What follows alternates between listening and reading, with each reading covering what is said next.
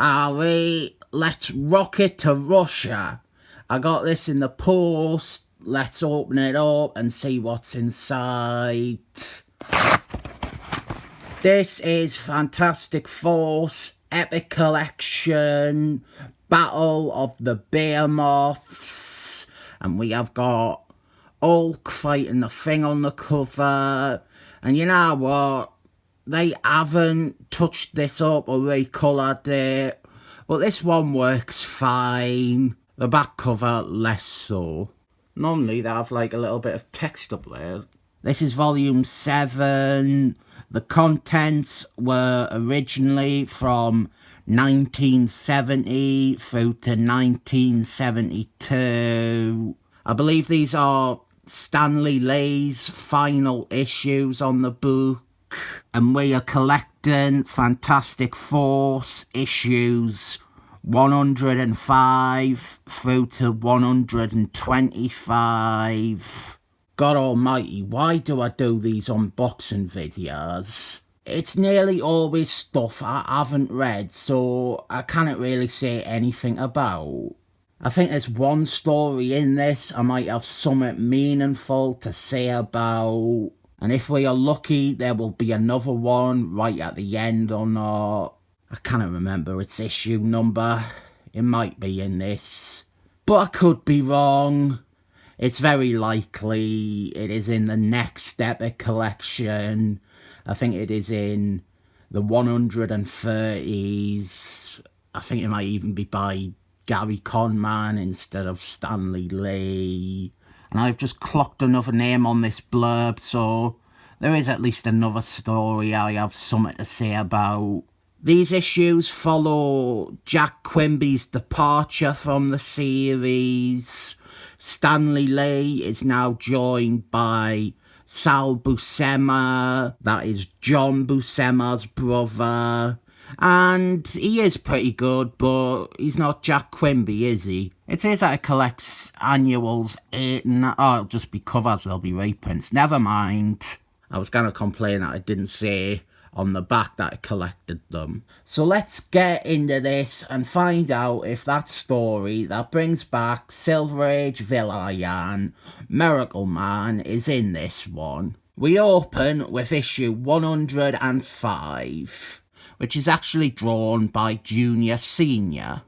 I have no idea what is going on here because I have never read it, but it looks like Iris West has fallen ill. Oh, maybe Mr. Fantasticals can do something about it. I doubt it, otherwise it wouldn't be much of a story. The team probably have to go and do something to try and secure some artifact or invention to save her. Or maybe she just has to go back to Unhuman's land. Woof woof, I am a dog with a moustache.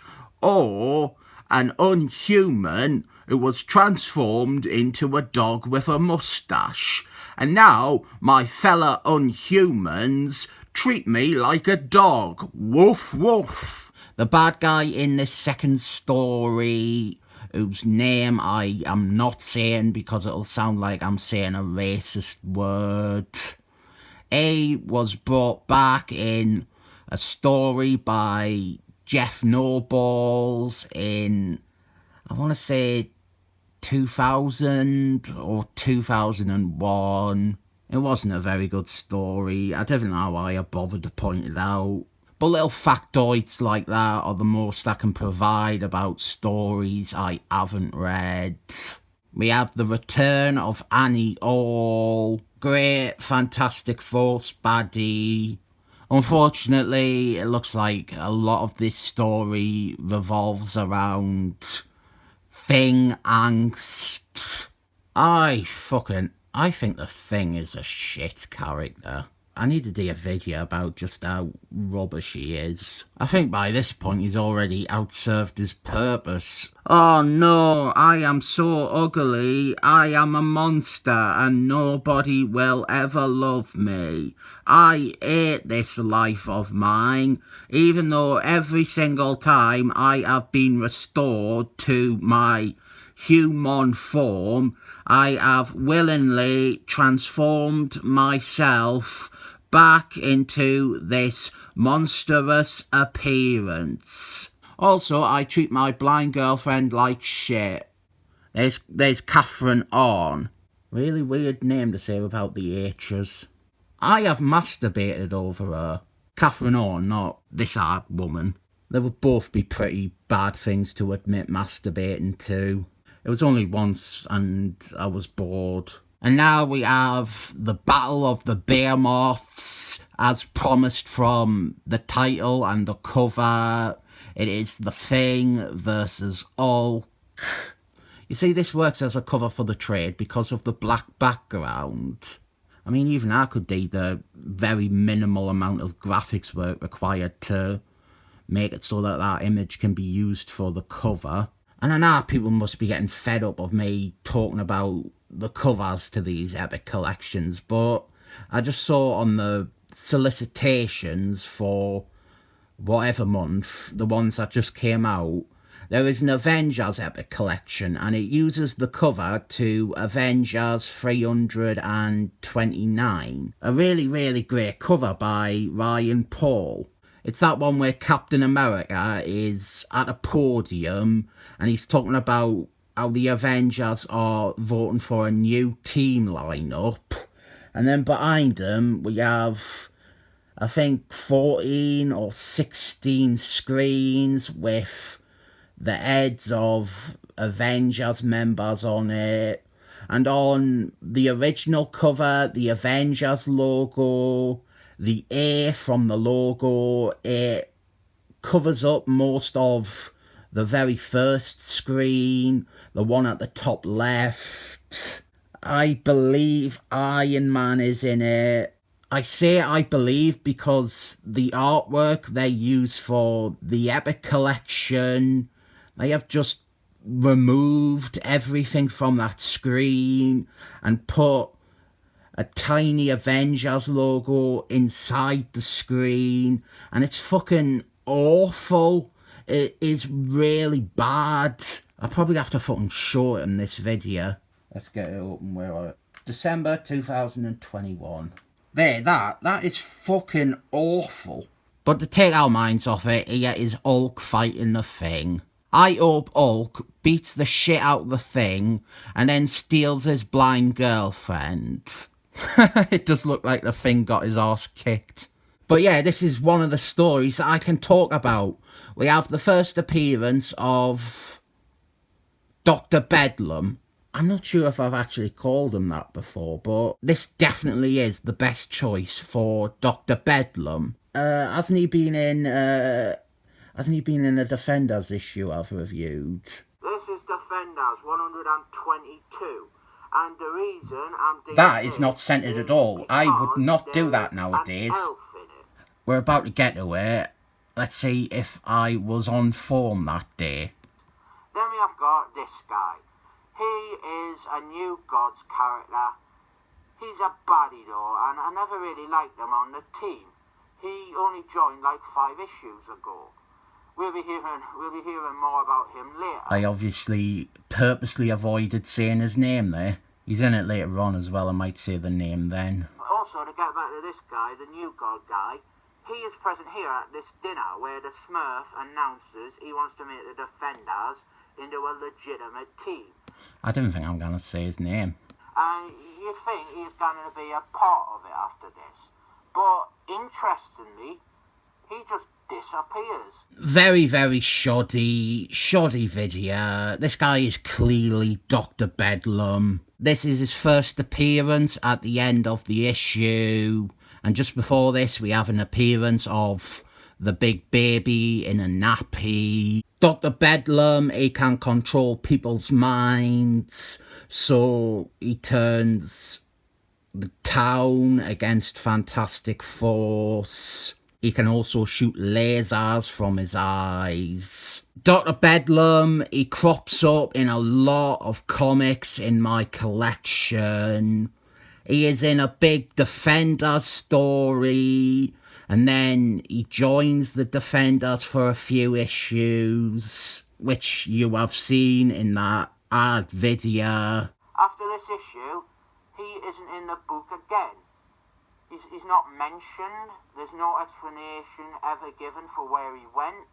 He is just completely forgotten about. He is in a Kazar story, a big 5-part Kazar story. He is in Death of a Universe by Marky Mark. He is also in Fabio Nicieza's New Thunderbirds. It's this stuff here with Santa Claus that we pick up on in the Kazar storyline. And this is issue 115, and this issue is very notable because it is the issue that comes before one with one of my favourite Fantastic Four covers ever, issue 116. This is what I would put on the cover, change the name of the Epic Collection to whatever else. Just have this on the front. This really is one of my favourite covers. If I owned a copy of this issue, it would have been in one of my covers videos by now. So the idea here is that Dr. Bedlam, he has taken control of Mr. Fantasticals. So the rest of Fantastic Force have to turn to Mr. Doom for help in combating Dr. Bedlam and Mr. Fantasticals. There's Mr. Doom having a cigarette. I didn't like in art comics when they have characters casually having a tab. Captain America has a smoke at the start of the first Jim Strunky issue. Didn't like that. Emma Frosty's, I didn't like when she is puffing on a fag. I'm English, that means cigarette. Although in the 90s, she did have a romance with Snowman. I haven't read this story, I really want to, I love that cover, but I know the basic strokes. It is recapped in, I think, both Defenders and definitely in Kazar. And after that, we're back to stuff that I didn't have much awareness of. Although here is the bit where Black Panther rechrisens himself Black Leopard to distance himself from the Black Panther movement. And here's another story and some stuff about, and another pretty good cover there. This one has Galactus Man return to Earth, and he has a new Skater Boy. Something I didn't like is how Galactus Man has had like 20 different Skater Boys by this point, when really they could have just stuck with this second one. There isn't really anything wrong with him. He can make for a powerful image like here or on the cover or with the introduction of him walking in the sky. And I didn't know why they felt the need to quickly replace this character. They introduced Firestorm after this in 4. And here we get to see Silver Surfman, Galactus Man's original Skater Boy, fight his new one. It's just Galactus Man having so many Skater Boys, it really diminishes and devalues Galactus Man. I'm not kidding, he really has gotten through about 20. I'll try and name them all. There's been Silver Surfman, this guy, Firestorm, the Destroyer Droid, a robot version of this guy, Terry Axe, Taylor Smith from The Excellent Men, what's a Fire Orc, Korg, it was after Korg, Silver Surfman came back, but I won't count him again. Plasma, I think, was her name. It was in Heroes Reborn. It was something with a P. Pulsar. Photon, I don't know, Redshift, Stardust, a Retcon, we had the Fallen one. I'm just using the real names now, can't be arsed thinking the fake ones. I just had Ulksun, not Ulksun, the other one, the evil one. I think Donovan Katie's made 4 Galactus Man Skater Boy. I got a 15 there, that kind of made my point. I also forgot Hume on Fire, he became one in Martin Quaid's run. I didn't know where I can really go with this video. Trying to name all of Galactus Man Skater Boys off the top of my head is very much a peak. There's really no way you can go after that, that's clearly the main thing. But maybe Galactus Man still only wearing shorts is enough to top that. Right at the back we have bonuses. These are the covers to annuals 8 and 9, which reprinted stuff. Original art by Junior Senior. This is pretty trippy. There was a printer error that caused a bunch of copies of this issue to be printed with some of the colour plates reversed. More original art. There's some David Allen artwork for, I don't know, probably a trade paperback that they released at some point. 2 more bits of art like that. Extras like this are the ones that I tend to like. Apparently they did a reprint series in 2000, reprinting some of the issues in this Epic collection. They could have used that for the front cover of this. Ending with those as ended it on a good note with me. I love seeing artists recreate art stories. So I rate this one volume 7 thumbs up.